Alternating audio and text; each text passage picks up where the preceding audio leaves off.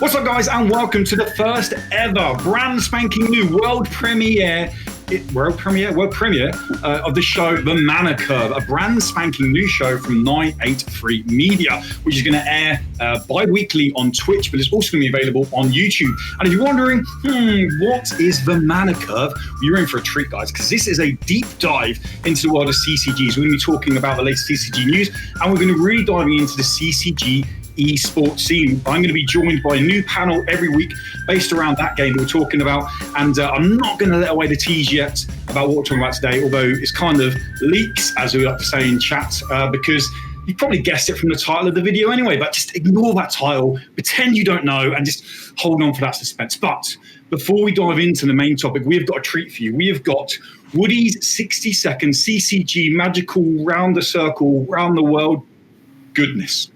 That's the title. It's a working title, but don't worry, we're going to go with it. Basically, I'm going to take you now through 60 seconds of news from CCGs around the world. Timer, can we get it up on the screen for us, please? Let's see if Woody can stick to the rules and get it in 60 seconds. Go. This week, Valve have put out the first set of invitations to Artifacts 2.0. If you own the game already, there's a high chance you've got the game in your Steam library now. If you own the game and you haven't got there yet, tough luck, you're going to have to wait a little bit longer. Legends of Runeterra this week released a roadmap announcing that 2 new game modes will be coming to the game in July. Both Labs and Gauntlet are coming to the game, as well as a season pass, as well as new cards, and they've also shared the fact that every 6 months they're going to bring a new faction into the game, which is pretty tasty. We go across to Magic the Gathering Arena. People, we should get an announcement, some kind of horn, because Wizards of the Coast have come out and said, Agent of Treachery, Fires of Invention, we've had enough. You've spoiled this party too long. You are banned. You're barred from this club. Not only from this club, you're barred from Historic as well. They are gone from the game, people. They are banned as of today. That's great. Companions are getting nerfed. You now need to pay mana to get a companion from the deck into your hand. Because let's be honest, those things are disgusting. But that was it. Whew, how do we do? 6 seconds? I reckon that was 60 seconds.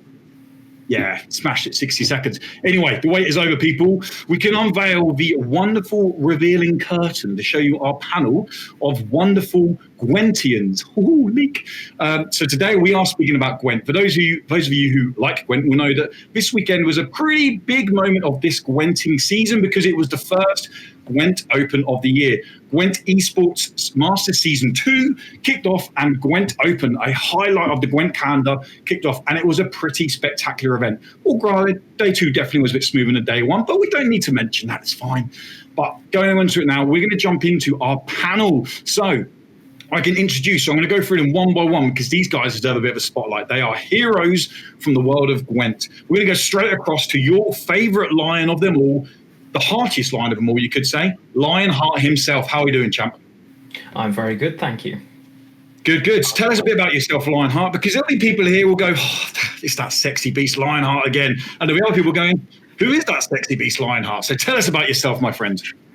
Firstly, I'm offended that there are people left who don't know who I am. I'm joking. I'm Lionheart. I am a streamer. I've been playing Gwent since the closed beta. I am part of Team Aretuza. I occasionally cast. I also occasionally write articles.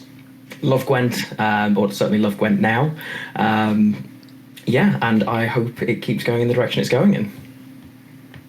Nice. Next, we're going to go across to the beastiest of all the beasties, not the beasts, the beasties, is TheaBeasty. I said that right, TheaBeasty. Tia, please introduce yourself.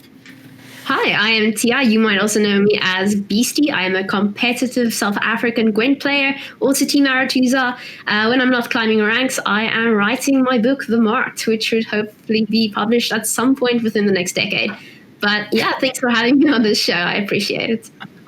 Guys, they're a leak central. We've got a leak from Tia about a book. Like, Jesus Christ, we've got more leaks in the open already.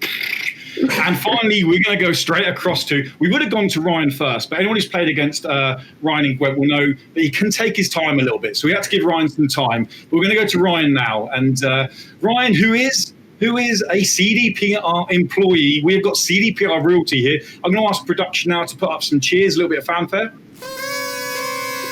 Hopefully it went in. Ryan, introduce yourself, buddy.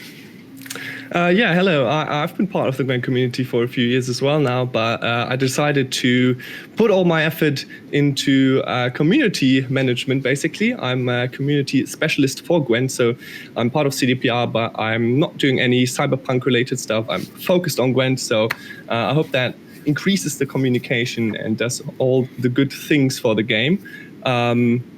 Right now, I mean, obviously, I'm preparing stuff for the future of Gwent and also trying to, give some feedback back to the community from the developers, and at the same time, let the developers know all the critique and all the praise that I hear around the Gwent community. So if you've got anything I should tell them, or if you, I don't know, just want to say that we should have another shoop card in the game, then let me know. Nice. I'm glad you cleared it up, because honestly, one of my big questions, and it's not an insult, apart from making Burza tea, I didn't actually know what your job was at CDPR. So I wanted to clear that up and make sure that we got that. So good. So Ryan is, there you go. Ryan, I know, moderated chat for the entire of the Gwent Open, which I can say to anyone who's not done that before, this is not a nice job. It's a hard job to do. So absolute kudos to Ryan for that. Now, as we said, the topic today is Gwent, and more specifically, we're going to be really diving into the Gwent Open, chewing the fat on how the Open panned out, what we liked about the Open, maybe what we didn't like about the Open, and maybe where the Open's going to go in the future. But before we go there, there's a pretty big thing happening in Gwent at the moment. The developers love to kind of just throw stuff out of nowhere. We know we've had an expansion literally land on our laps out of nowhere. We also know that we've had lots of other little kind of teasers over the past couple of years. But at the moment on the CDPR or the Gwent website, the Play Gwent website, there is a countdown. It's currently sat around about 36 hours left of the countdown. And at the end of that, no one knows what's going to happen. There's fog. Now, by the time you guys watch this, depending when you're watching this, there's a chance that the fog's cleared. There's a chance that you guys know what the reveal is. So don't sit there and go, well, these guys should have known what it is.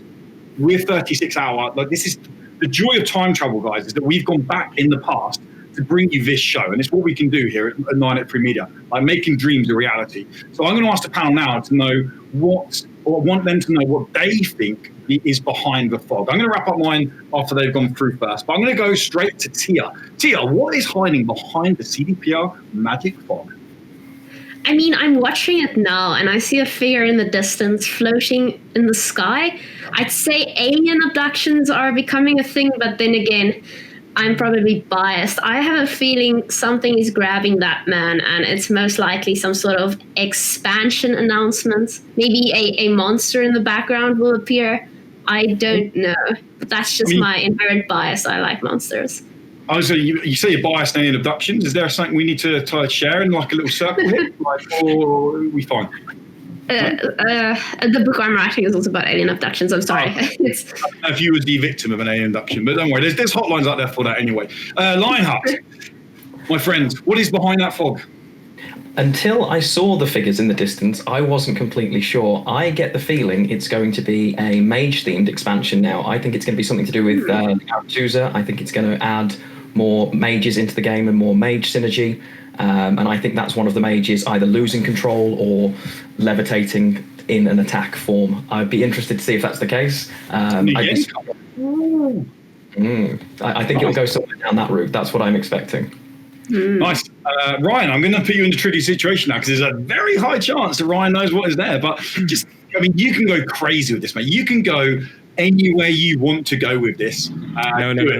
No. I think I'll just be straightforward and honest. I think the show deserves a grand leak, so I'll just put it out there. I know exactly what it is, and I'm just going to say it. It is most definitely the time when the devil will reappear on Earth and take the soul of the people that type !drops in the Twitch chat, because we just have to cleanse the world of these people. I do not envy you the weekend that you have. I like that. Honestly, so I think CDPR have been in touch with Matthew Kelly, and I think they've kind of got a Stars in Your Eyes crossover. And it's whole kind of who's behind the fog. And I honestly think it's going to be a case of Burz is going to come out and live his lifelong dream and do a Taylor Swift number. And it's just going to blow everyone away. Matthew Kelly's going to be there going, tonight, Matthew, I want to be Taylor Swift. No, you're not allowed to say.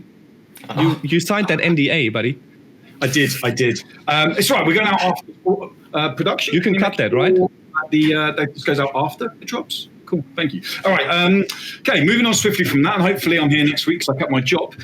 Topic one, people. Topic one. The Gwent Open was full of tears. It was full of joy. It probably wasn't full of much blood, but you know where I'm going with that. But topic one I want to kick off with. There was several massive names going into the Open. Huge names. Names that you could build the Gwent foundations on for the next couple of years to come. Two of the biggest names being Coleman and Tailbot, guys. But Coleman and Tailbot both went out round one, which was, I think, took a lot of people by surprise. Don't get me wrong, I'm not sitting here saying that they had easy matchups. I'm not saying that anyone played boredom. You're saying that it was a surprise. It's like watching Wimbledon or any tennis major and seeing Federer and Nadal go out round one. It doesn't happen. So I wanted to throw, and I'm going to go straight to Ryan here. Firstly, was you shocked by Coleman and Tailbot falling at the first hurdle, or no? Did you feel like the Gwent community or the competitive nature of the Gwent community is kind of built around them, that they're now on an even playing field to what those guys have set the precedent for in the past? I'll be honest, I didn't expect it at all, especially all three of them. And I don't think I'm alone, because obviously the Twitter polls also showed that everybody was voting, or at least expecting the known faces to win and advance to the semifinals. But at the same time, this is obviously the first time players have to play from home. And even though they did say in the interviews, or at least most of them said, that they feel comfortable at home and nothing changes for them, because this is where they play, 24 hours Gwent a day on the ladder. But at the same time, I would say there is some change if you travel to a distant country and then have this main event where you sit at the table, face your opponent across the table. And I think, for example, Coleman is one of these people, and also Tailbot, that gain an advantage at these tables because they feel comfortable at them, especially nowadays after having been at so many tournaments. And I think if you take that away, it is a lot more difficult for them to gain an advantage. So maybe some people say it wasn't expected that they advanced, but I for sure was shocked. Yeah, like I completely get what you're saying. Like a big game player, and being in the same room as that kind of almost aura, right? Like being opposite the table to someone who you've been looking up to in the community is always going to carry that pressure. And obviously that's taken away from them. It's like playing Cristiano Ronaldo on a pitch. You're going to get spanked. Playing Cristiano Ronaldo against FIFA, I'm going to spank the floor with him all day long. So it's that's probably the best analogy I can give to it. Lionhart, how did you find the Tailbot Coleman fall at the first hurdle? Was it surprising to you, or was you like always rooting for the underdog? I do have a habit of rooting for the underdog, and the first round matches, most of them went the way I thought they would. Actually, when I saw the bracket, I was really surprised. But I agree entirely with what Ryan's just said. The home field advantage thing, every player had home field advantage effectively. And the pressure, so the experience benefit of having been to a tournament before, didn't have the same impact that it would have done. And perhaps it would have been different face to face. All of the names in that tournament are capable of winning that tournament, or they wouldn't be there. It was always going to come down to matchups and a little bit of luck on the day. But to see all three previous champions go out, that was a bit of a shock. Yeah, I mean, naturally, right? Like any time someone with their caliber in any card game, any sport, any competitive scenario goes out at the first hurdle, it's going to be a shock, no matter what. Like, there's no one that can sit anywhere and say that wouldn't be a shock. TheaBeasty, take over to you. Your thoughts on the Coleman Tailbot dropping out? It was quite odd, really. Coleman was my personal pick to win the first Open. I think the only disadvantage you'd really find with playing at home would be the possibility of a connection loss. And we saw that happening to Sumo. So we thought the game would go to Coleman, but then again, Sumo won all three of his other games he had a fair chance in. It was quite interesting. So I do agree with what you're all saying. I think playing at home has some sort of effect, maybe unknown for now, but we'll see how long this continues, and maybe they make up for it in the next Open event. We'll see. I mean, I'm kind of with Tia there, because I feel like Tailbot's done this on purpose. I feel like it's like a Tom Cruise movie. Like, he was a good Gwent player. He's going to have a bad moment, like go out first round, and he's going to come back the best Gwent player. Like, it's just any Tom Cruise movie. Tailbot is living a Tom Cruise movie. That's just my theory around it, guys. There's a bigger picture, there's a bigger plan. And, he has a cleaver under his desk, so your theory seems to be a valid one. I mean, that's it, okay? Now, obviously, Gwent is now available on Steam, which is a huge platform, the second biggest gaming platform in the world. And that's going to naturally bring in tons and tons of new players. Like, I won't get into the nitty-gritty of it, but especially around the PC master race, as we call it, there's a lot of loyalty to storefronts, right? And now the fact that the game is now on Steam, there's going to a whole new influx. We're not going to see this instantly because Steam players have only had access to the game for like 2-3 weeks. But do you think by the end of this season, maybe going into next season, that the whole general competitive caliber is going to just increase because the amount of players coming into the game and the likes that we've come to know of Goleman, of Tailbot, or even Damo, any of those guys, do we think that they maybe get knocked off because there'll be this whole new era of players coming in through Steam? Do you think that's a possibility? Going straight across to you, Tia. I think that's definitely a possibility. I have new people in my stream every day coming in saying they're new to the game and how they came there. It would either be buying The Witcher for the first time or using a new Android app, using a new iOS app, maybe Steam. But I don't think Colimon or Tailbot or any of the other well-known names will be replaced that quickly. Maybe over the next year. I think these people will gradually find their way into the competitive community.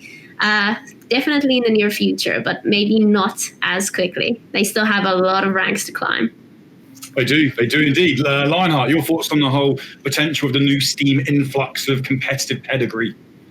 I think it's fantastic for the game. You can see so many new people being involved. It gets harder and harder every single season to retain your place in Pro Rank, let alone qualify for an event. And I think the big guys at the top will certainly be looking around and working a lot harder than perhaps they've had to before, just to make top 64, top 200 even in some cases. Every single season at the end of the season, I'll have a quick look. And there are some huge names already missing out on the top 64 every single season. It'll be exciting to see how many of the new influx of players get there. Even if it's 1% of them, that changes things eventually, and that quite a lot. I'm very excited to see the new names breaking through. I don't see how many, if anyone's going to knock Demarcation off the top if he chooses to keep playing. He is scarily good. Yeah, absolutely clinical. Ryan, slightly tailored question to you because you're our specially esteemed royalty member. Obviously, you have probably insight to stats. I'm not going to sit here and ask you loads of boring marketing jargon questions, but we've all seen an increase in player base. I'm guessing you guys have seen it at CDPR about the uptake from Steam. Do you think that Steam could easily become like the go-to platform for the game? And do you think that is going to be, well, obviously healthy, but do you think that whole influx is going to really push on the competitive standard of Gwent? Well, on the one hand, I think GOG will always be our home ground because obviously we work very closely with GOG. But at the same time, I'm very happy to see that the game is on Steam now because, you all noticed there's been a lot of new players coming in through Steam. I think, speaking of especially the high-end competitive scene, there's players out there that join a game to specifically play it on a high esports level. Like, for example, a life coach at the start of the game. He joined Gwent just to play it on a high level and compete for these big prize pools. I think those players have joined the game, or most of them have joined the game because for them it's not a big hurdle to just download GOG, for example, and then compete in the game. But I think there is a large number that we shouldn't underestimate coming through Steam that learn the game and see the competitive drive of the game and will end up disrupting the higher end of the ladder. And I think what you have to keep in mind is that the way you qualify for the tournaments has changed this season. So these online qualifiers for the tournament does make it hard for players that just grind the games the last couple of seasons and ended up in these tournaments because of their crown points. So now I think I'm even more impressed by players like Colimon and Tailbot that still manage to qualify for these tournaments, because not that they are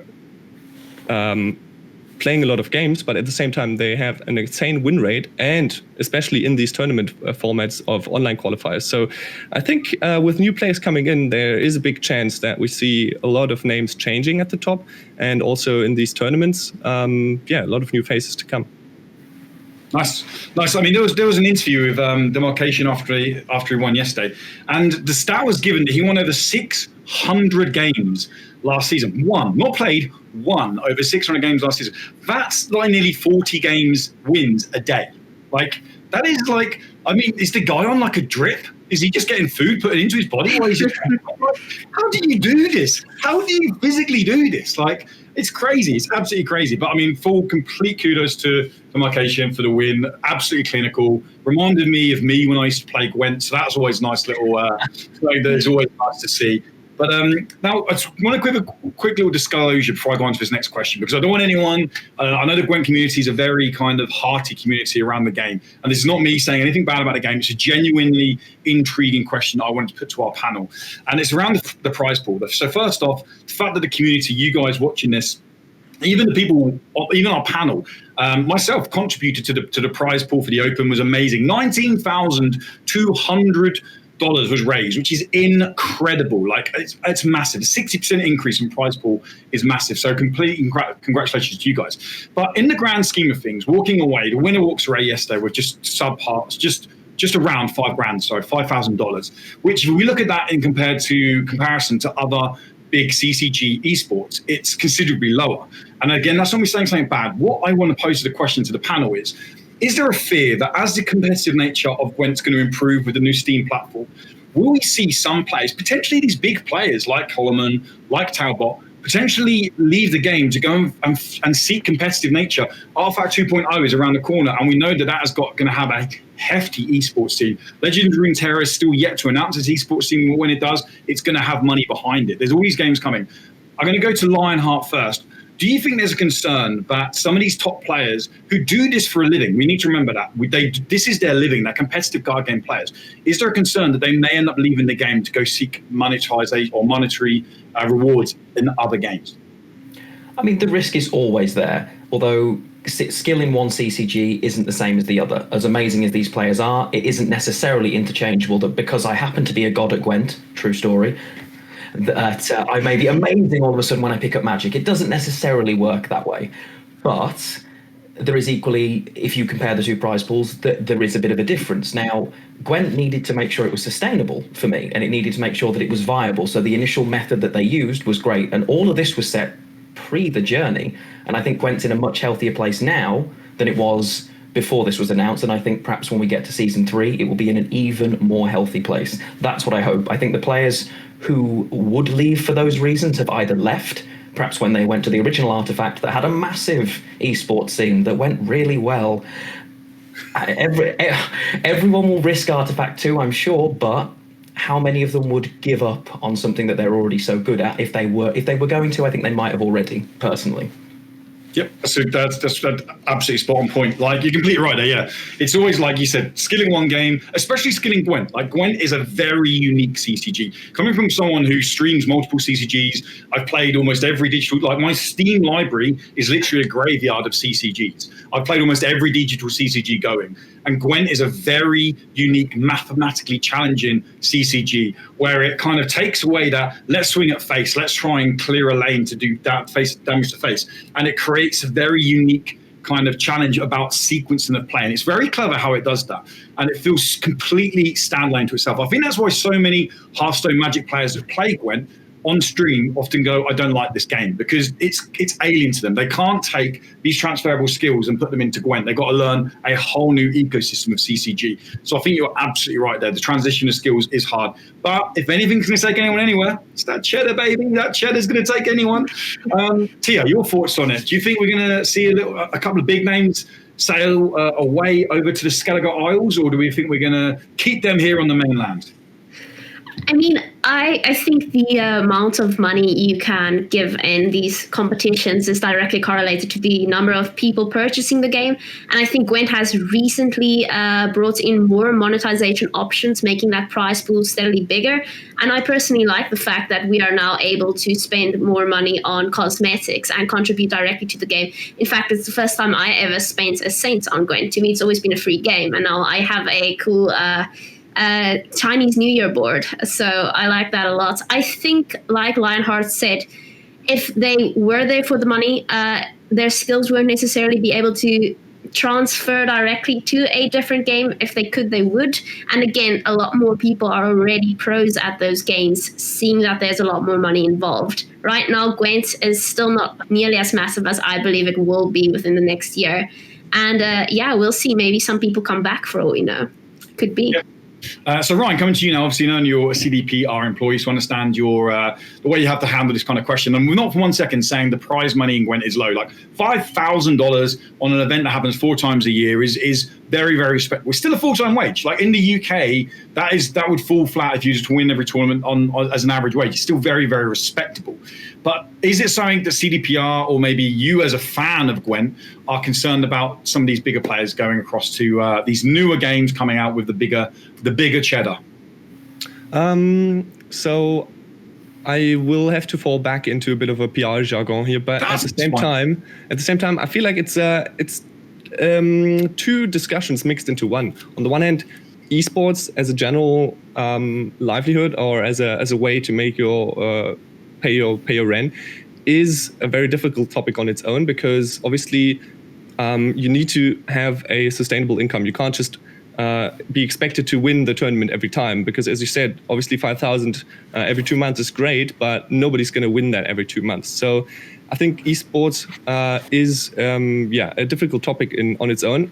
When it comes to people leaving the game, I feel like there's always going to be the risk of a new game taking away players, if it's because of money or because of better artwork, which I personally think will be difficult with artwork in Gwent. Yeah, but you can't beat Gwent. You can't beat Gwent. We can't look into the future. There might be something on the horizon, but I think that just pushes obviously the developers and CDPR on its own to make the best game they can and make sure that people want to play this game and not any other game. I think in general, we obviously will always see people leave the game and perhaps come back like some do, but I think the future is always interesting. Yeah, and I think honestly, the future for Gwent, honestly, and this is coming from someone who you guys will know anyway, and the community will know, someone who's openly left, and I've had very open, critical words about Gwent in the past with various videos. I'm one of those content creators that I don't like to shy away from how I genuinely feel about something.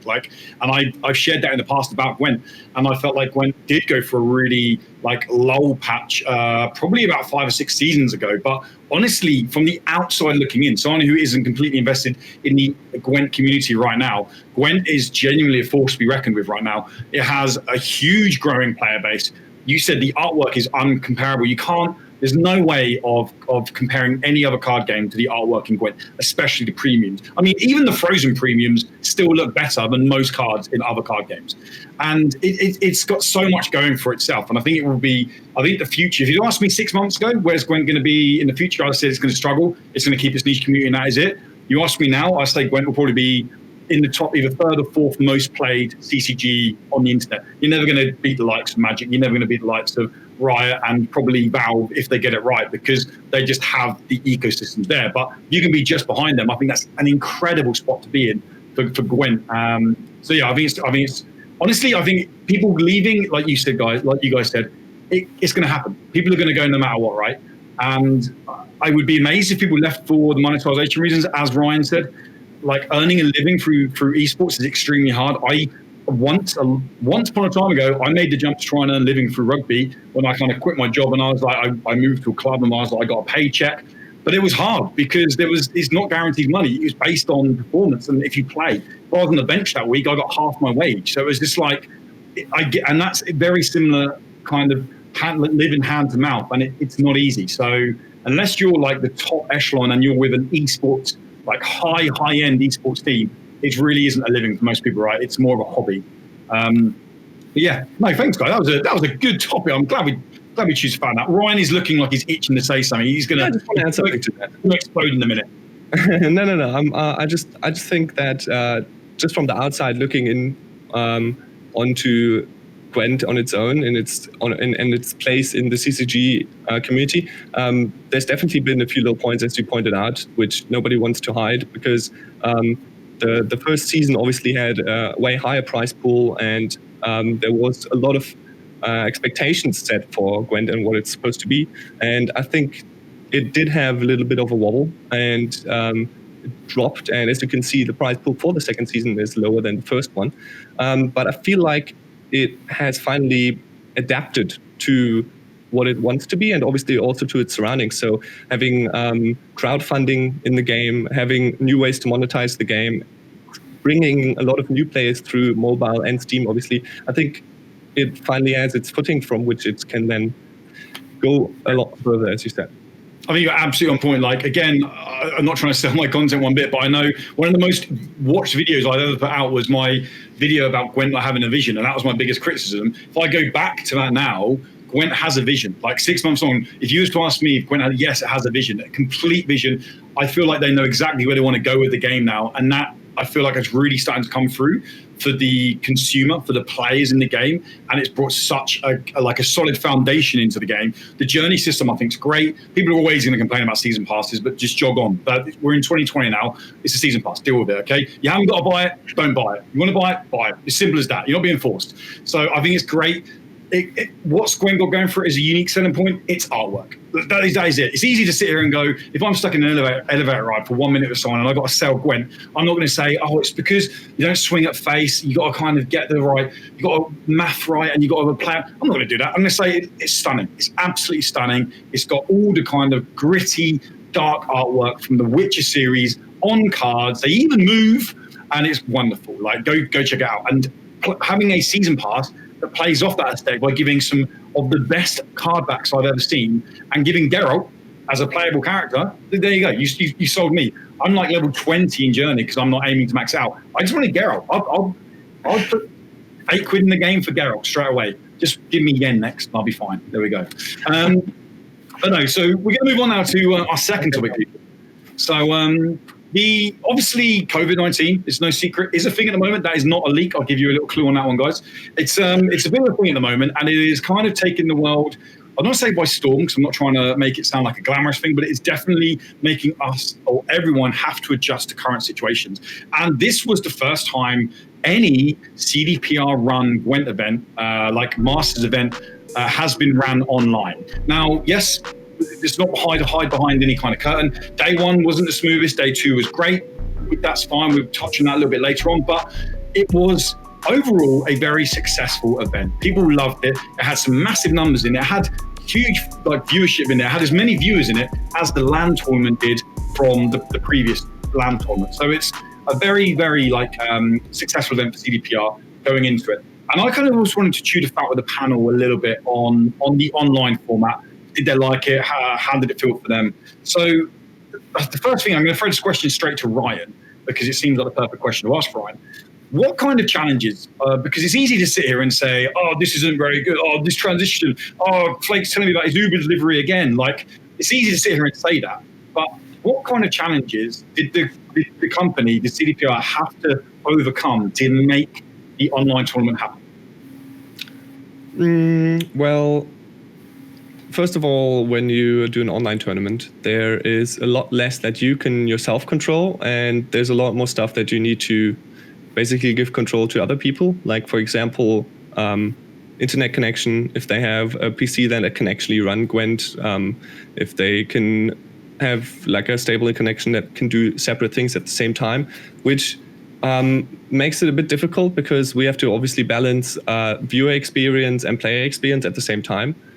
Other things is people obviously play from all over the world, and normally you tend to play against people that are close to you. So it's like, for example, if you play a shooter or a action game, this is a lot more crucial that you have the same ping for both players. But here in a card game, it's a bit less important, but still it might be a problem if the opponent takes his time and you don't have time to react. And obviously you play through a lot of different time zones, right? We've got players from China, we've got players from America, from Europe, all over the world, basically. And you have to find a time where they can all play, and you have to make it fair that not the one player plays in the afternoon and the next one has to get up at, 2 in the morning and just play.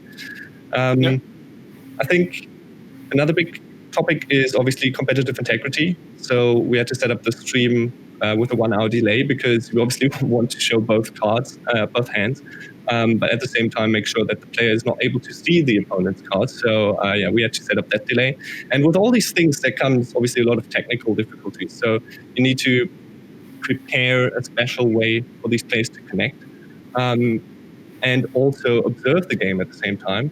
Then you need to broadcast it with an hour delay, and obviously make sure that things like the coin flip work, that I don't know, the service are stable in these regions and that kind of stuff. I think you get the gist, and we can definitely go more into detail later, but I want to let the others talk as well.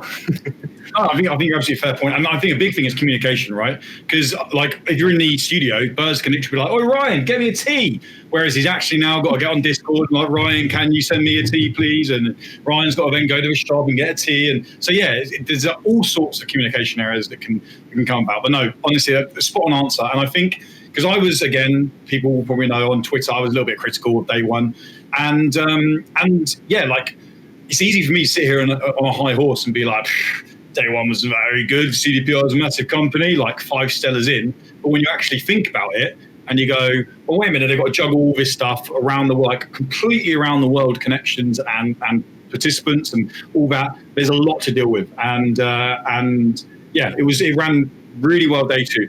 So absolutely kudos to you guys.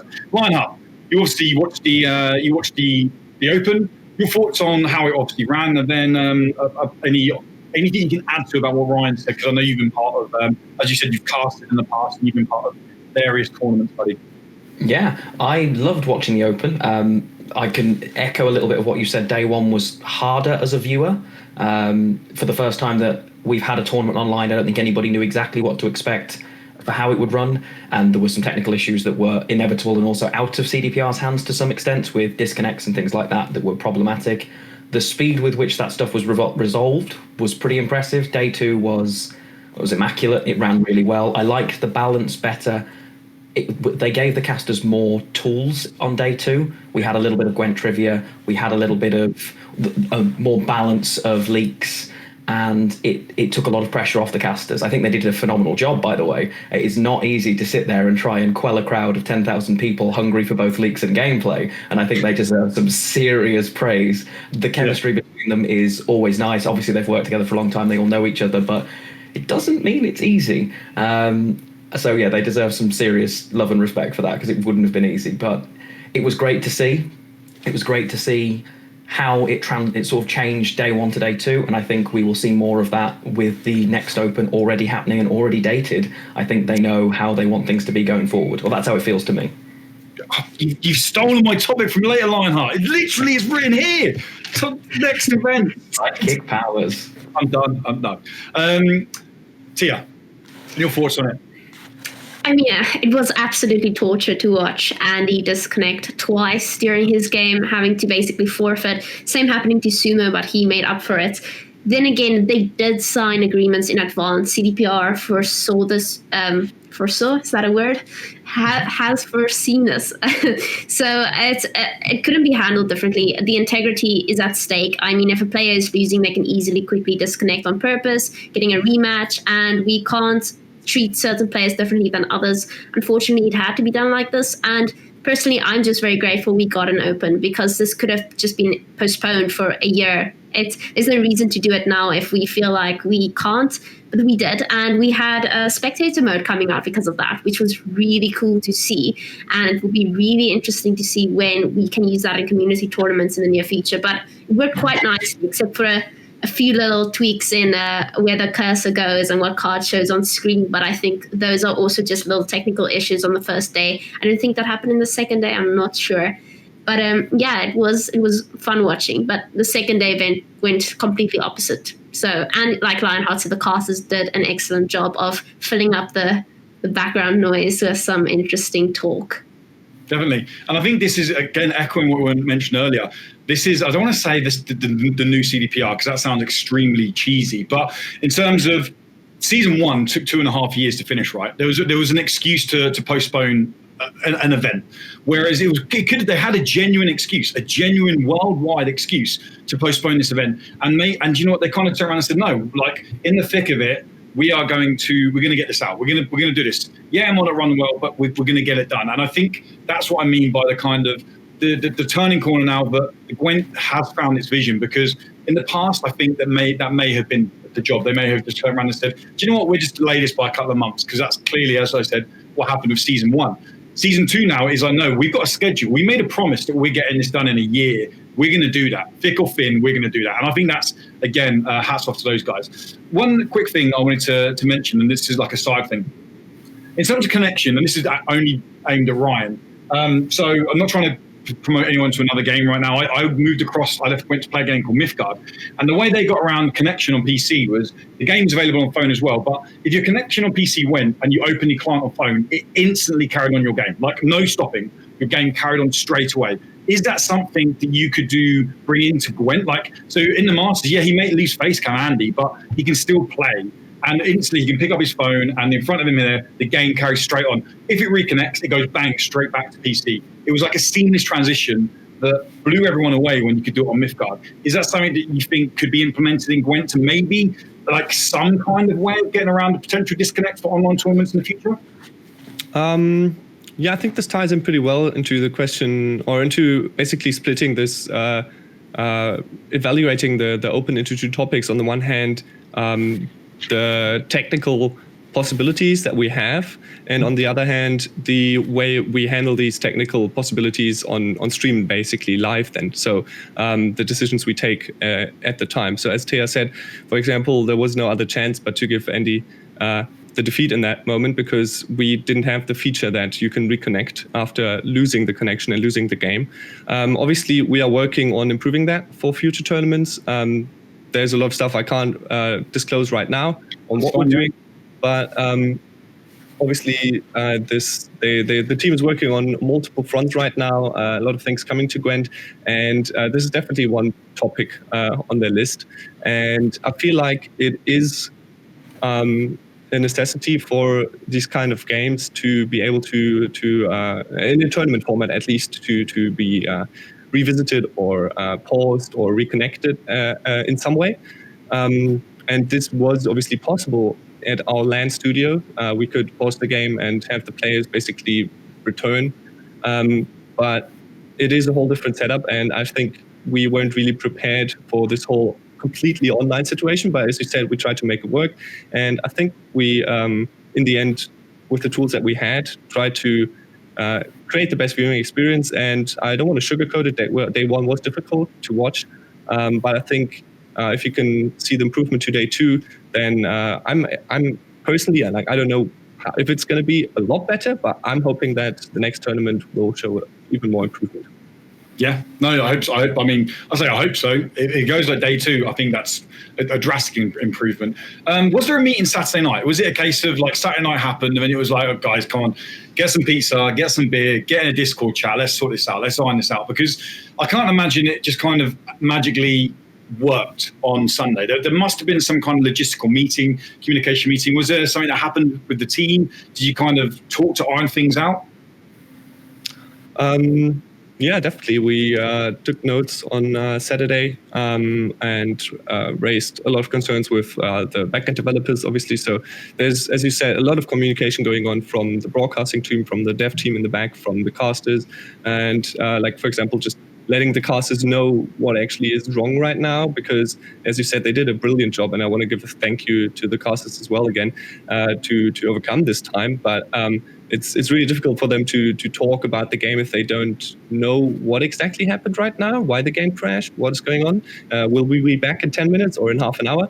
So I think communication, then we had a few, I think, just plain technical things that we could resolve on the next morning. Yeah, I think if I'll probably remember some more stuff later on, but that's it for now.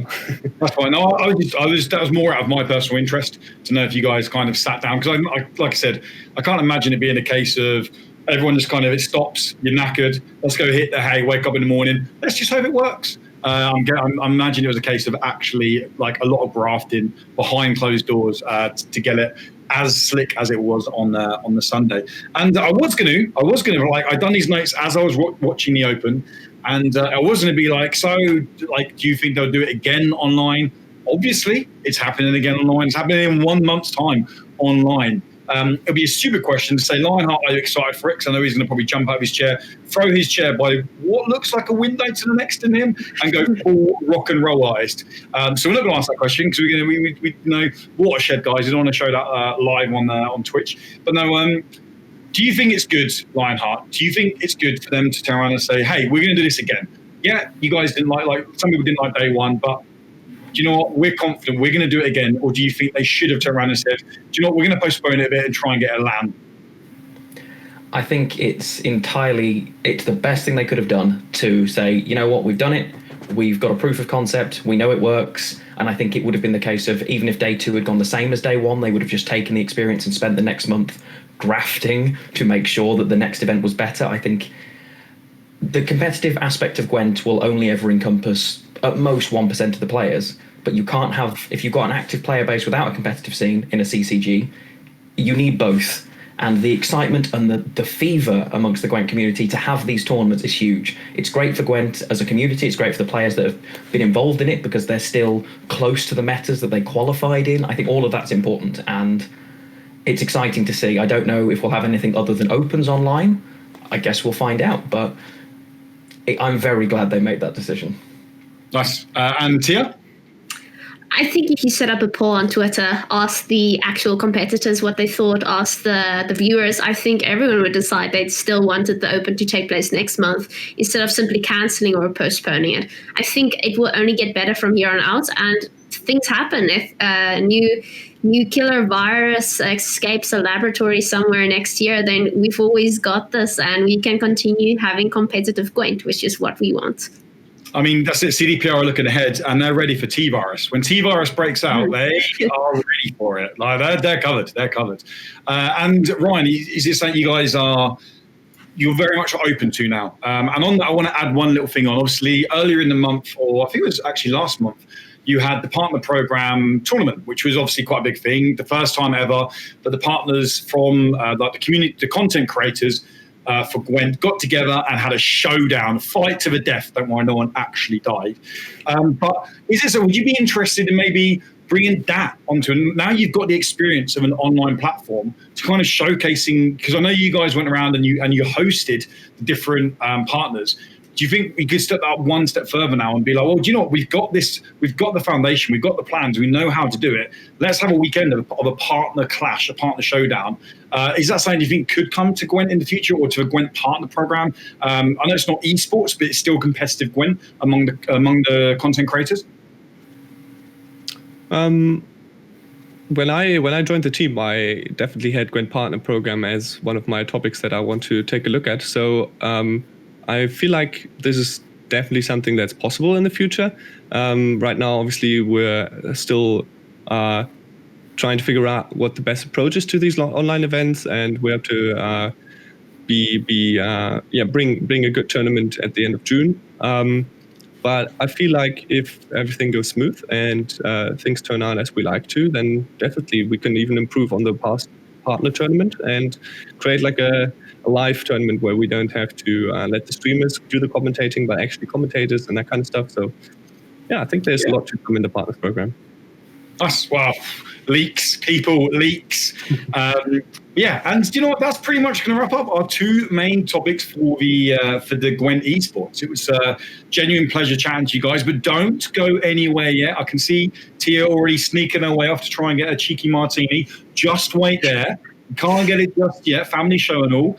We do have some questions that have been brought in from the community, which we're going to be answering in a very short little minute. We're going to be answering different questions. We asked people out in the 983 Discord, so if you guys want to have your say on any future episodes, and I can promise you now, here's a leak, get ready for it, hold down to your seats, brush your hair.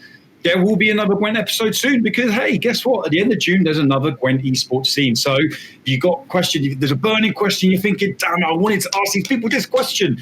Don't beat yourself up. You can do it in 4 weeks' time. All you got to do is just go and go join the 983 Media Discord channel, which will be linked below this on YouTube or Twitch as well.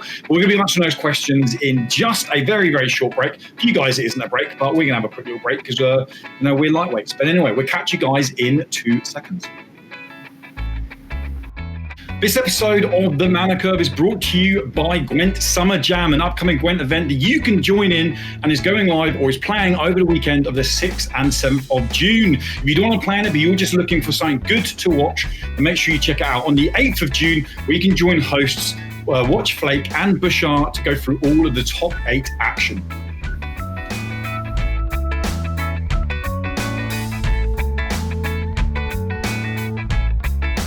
Okay, guys, so as after a little break, we are moving on to some questions from the community. And we're kicking off with Specimen Gwent, that absolute specimen of a streamer that you guys clearly like stopping by and checking out on a daily basis. The mighty Specimen Gwent asked himself, and this is a question for everyone, if you could rework one card and give it a new ability, what would it be? I feel like I need some dramatic music there, like dun, dun, dun. We're going to go straight across to, I'm going to throw Tia under the bus here and say, Tia, choose a card, rework it. I think it's one that was initially in the game. I can't remember, but it's Quen, and I believe this has been mentioned somewhere in the chat during the opens.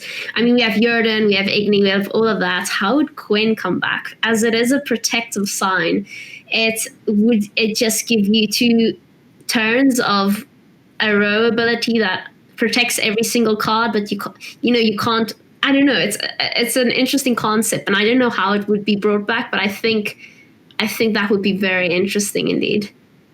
So, to protect cards on a row? Did you say? Yes, I think so. It would be a 14 provision card most likely. I believe Igni is and Jordan. Or did they change that? I can't remember. Are they 13? They're 10. They're 10. 10. Okay, I'm thinking of an artifact there. I'm thinking of artifacts. Yeah, I think Quen would have to protect maybe one player's side for at least 1 turn. So you'd be able to play cards like Vatier or any of those sweet cards you'd like to protect.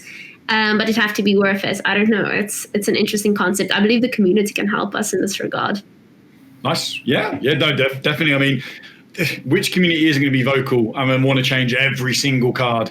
Ryan, you've been a Gwent fan longer than even a CDPR employee, so I know you've probably got loads of cards that you would like to, as a fan, like putting your fan hat on now, as a fan, which card would you like to change or rework the most?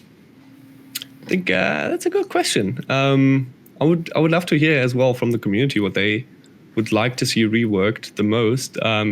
But I didn't think of this beforehand, so I'm going to go with take all of the least played faction-specific cards and rework them into a combo piece that when you assemble all of them on the board, you basically summon Exodia and win the game automatically, send the opponent into the Shadow Realm and take all of their cosmetics. And obviously you can only do that in Arena, so Arena actually has a risk of playing. So I think that's pretty cool. That's great.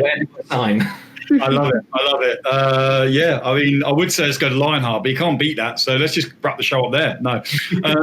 Lionheart, buddy, take us away. Any card you could rework, dude, and what would you rework? It's a difficult one because there are so many. There are so many individual cards that see no play, and there are some that see too much play.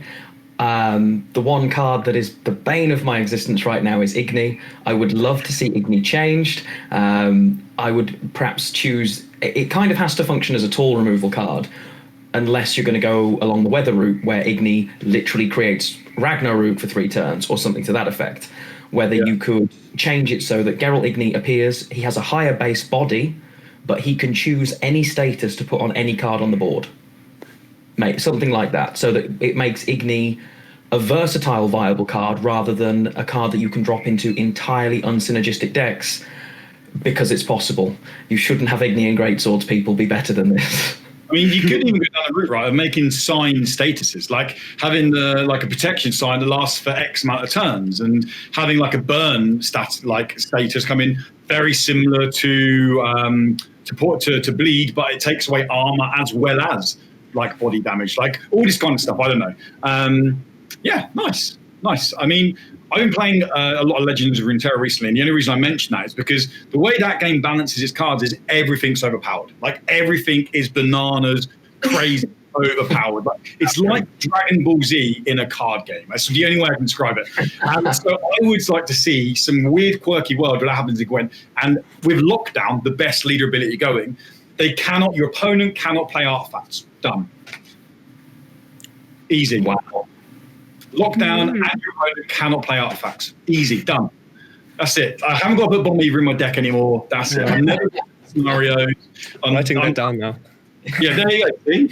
It's brilliant. I love it. Like, I mean, I want an expansion to come out where there's loads of artifacts, and I can just jump into like a PTR and just play Lockdown.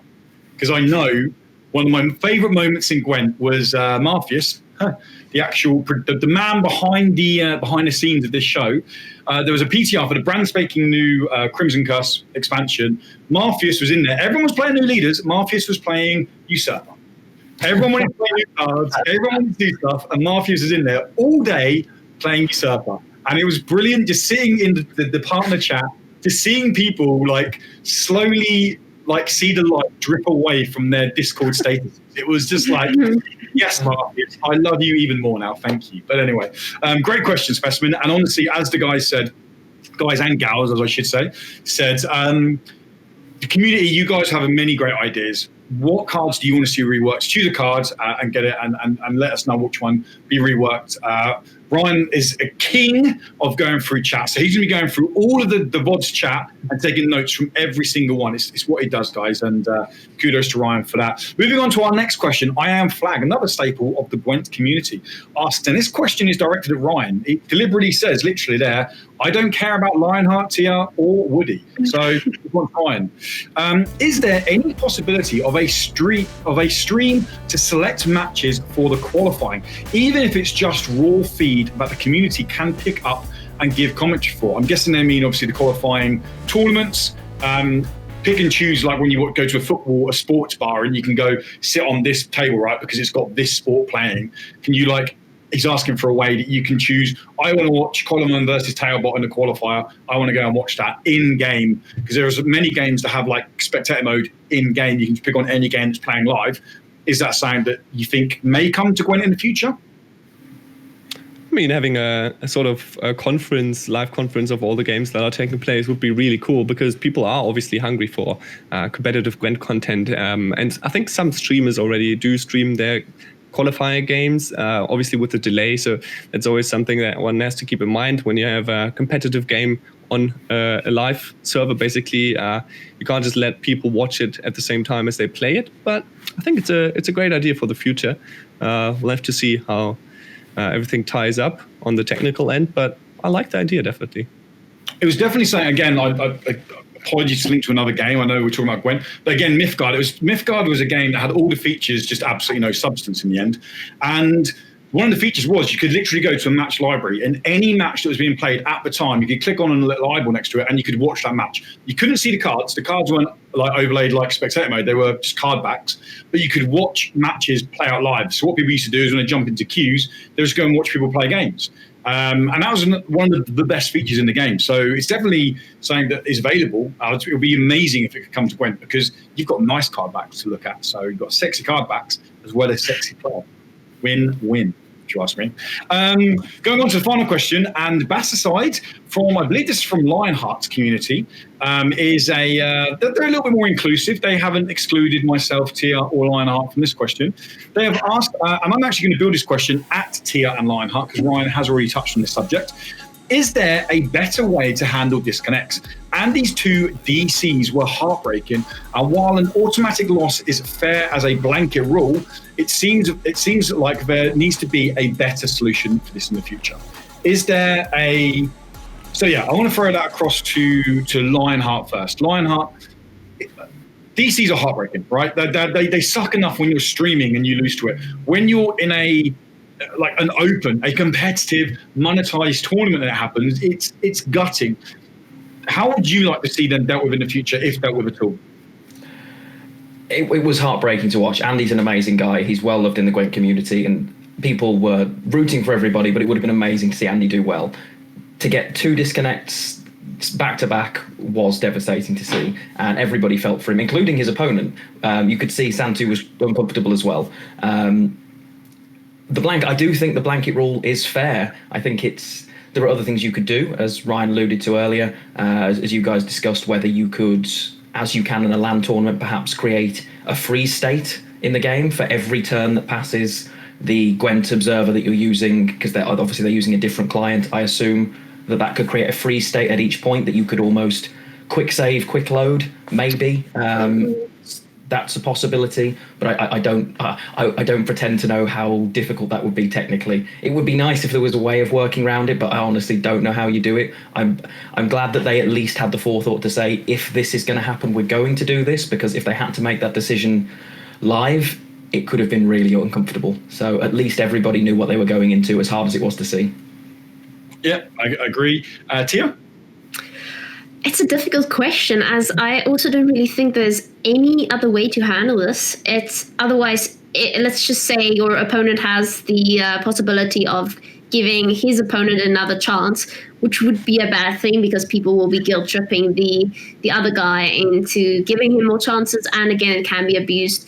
And it can go on all day, because sometimes people just have bad connections and there's no way of dealing with that. So I love Lionheart's idea of actually just pausing and saving the progress of a game. So even if we accidentally did a bad draw, like we had in day 1 and 2, I believe, where we'd accidentally give blue coin to the same person again, if we can just save those cards they have drawn and just continue the next game with those same cards but different coins, different stratagems, etc. I think that would be awesome. But again, that might take up a lot of server space. I don't know how you'd do that, Ryan, but it's a good idea.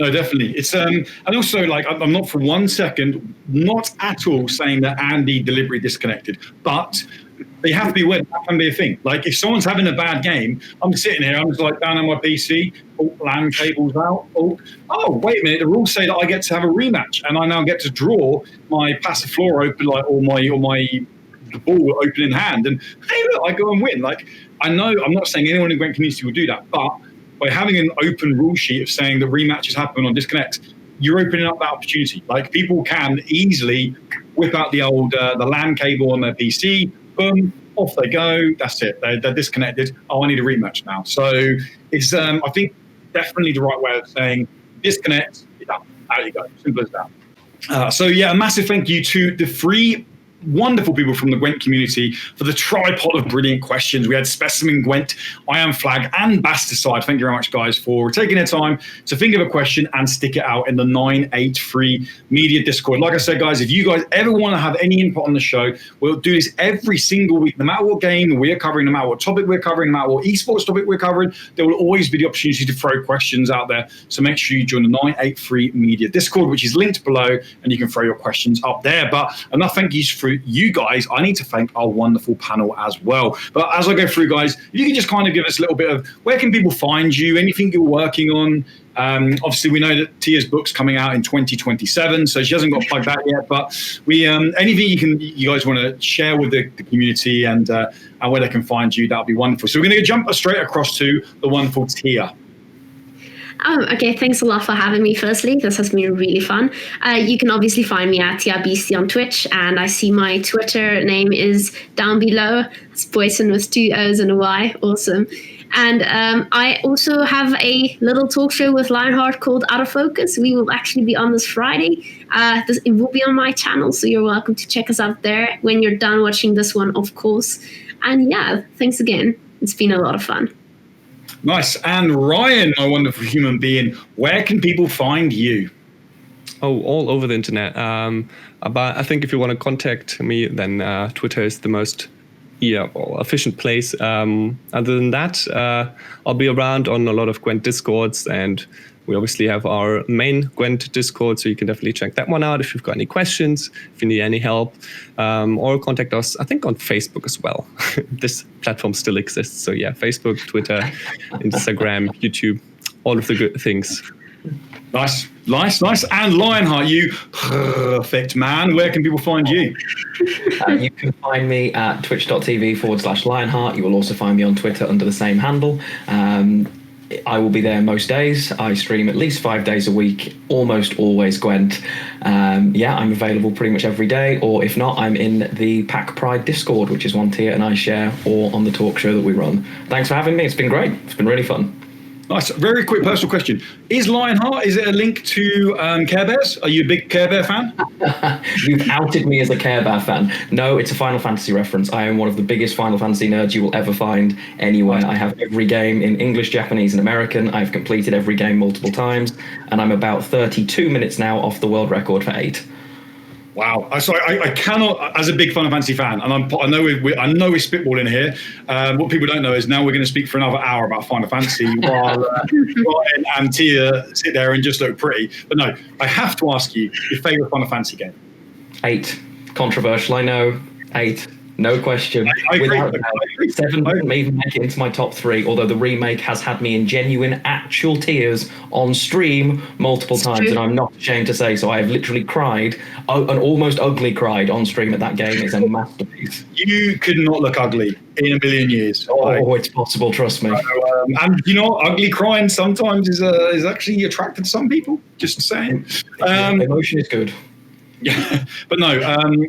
Honestly, guys, thank you so much for being here. If anyone wants to search out me, you can find me at What's Up Woody, pretty much anywhere. Type it in just about anything. Ask G's even, and I might pop up somewhere around there. But anyway, guys, thank you so much for sticking around. If you are embedded in the Gwent community and you're thinking, do you know what? This talk of esports, this talk of Gwent has got my paws sweating. It's got me excited. The heart's fluttering a little bit more. You're in for a treat, guys. This coming weekend, 6th and 7th of June, Summer Jam. Get your thongs out. That means flip-flops. Get your boardies out. Sit down in your vest top. Get your pint of Stella or any other drink you want to have, and get down there and get into the Gwent Summer Jam. It's going to be a blast. I'm looking forward to checking it out. You have hosts Watch Flake and Bushard taking you through all the action on the 8th of June, but the tournament will be playing on the 6th and 7th. If you do want to sign up, make sure you sign up by the 5th, because you need to get deck lists in if you want to compete. That's all the information can be found again on the 983 Media Discord. But that is it from us, guys. Once again, thank you from me. Thank you from all the panel. Have a wonderful day, morning, evening, whatever it is, wherever the hell you guys are. Just make sure you stay beautiful, and we'll see you in 2 weeks' time. Goodbye.